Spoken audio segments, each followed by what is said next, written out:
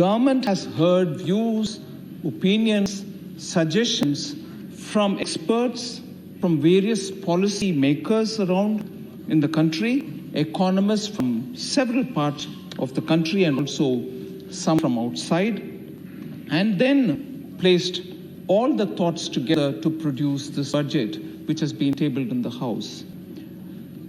Building an Atmanirbhar Bharat actually reflects the aspiration of the people of India, 130 crore people of India, many of whom, 2/3 of whom are youth who are looking for opportunities, looking for dignified ways in which they can live their lives, contribute towards building of this country, and therefore are looking not merely for just assistance from government, but also facilitation and building of such ecosystems with which they can contribute to the economy.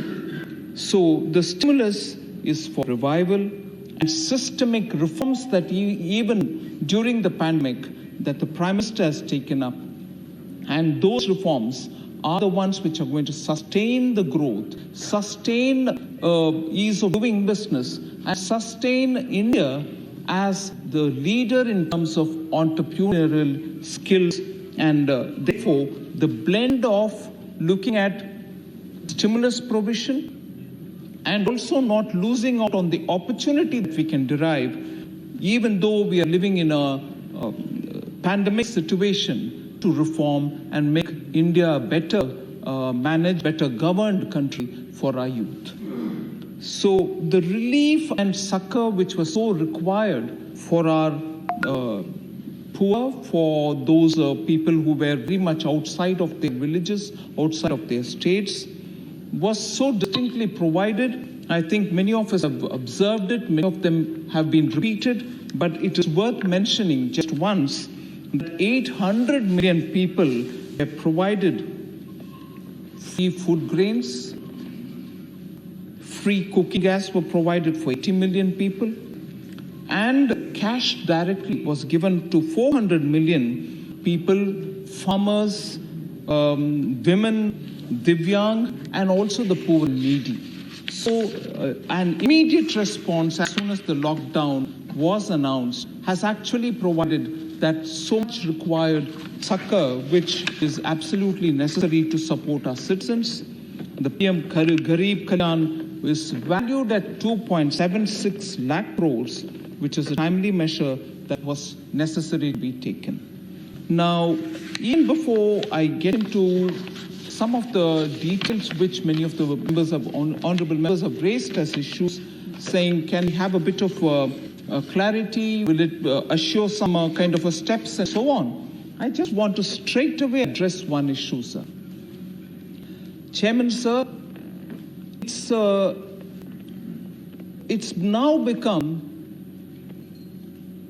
a sort of habit for some in the opposition to constantly allege whatever this government is doing, in spite of all that we're doing for the poor, and more needs to be done, and that's not denied at all. In spite of the various steps, obviously seen steps taken for helping the poor and needy of this country, a false narrative is created to accuse, saying, oh, this government works only for cronies.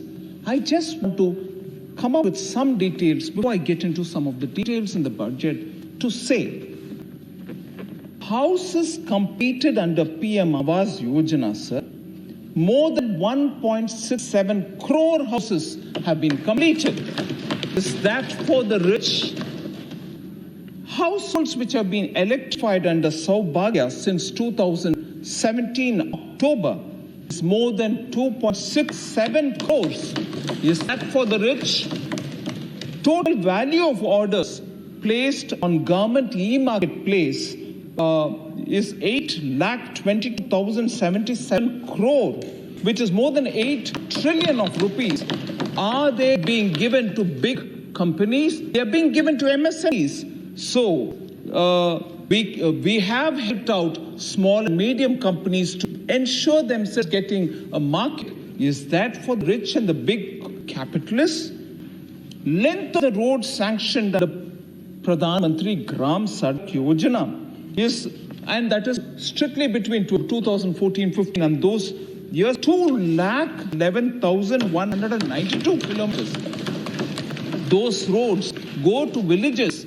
Are they villages only for the rich, or are they villages where people who belong to the lower sections of the society also live?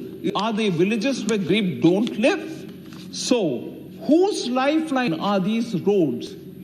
So, unthinkingly just keep throwing allegations saying, oh, this is for crony capitalists, this government is working only for the rich. Please answer these questions.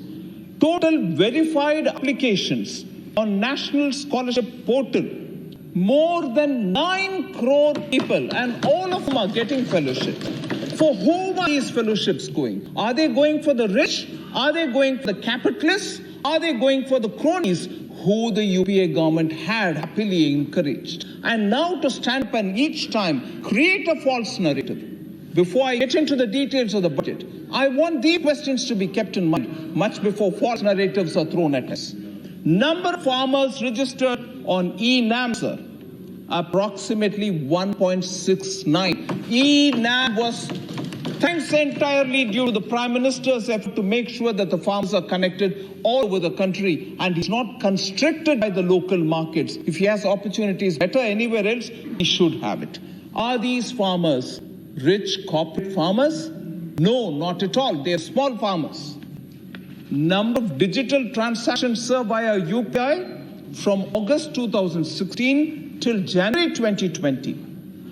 More than 3.6 lakh crores. UPI is used by who? The rich? The corporate? No, not at all. The middle class, the smaller traders, all of them use UPI. So who are these people then? Is this government creating UPI, facilitating digital transactions to benefit some rich cronies, some damads? Not at all. It is helping only the poor. Number of farmers registered, sir, under PM Fasal Bima Yojana, almost 9 crore farmers. Farmers who benefit out of Fasal Bima Yojana are not large corporate farmers. So, when you allege us saying you're not taking care of small and medium-sized farmers, Prime Minister was standing and speaking in response to the debate on presidential address, spoke extensively about small farmers. And I want to remind you of this number, which is the number which benefits from PM Fasal Bima Yojana. For whom is that?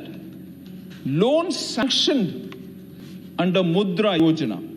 More than 27,000 crores have gone under the Mudra Yojana. Who takes Mudra Yojana? Dads? Therefore, please, don't you allege us much before.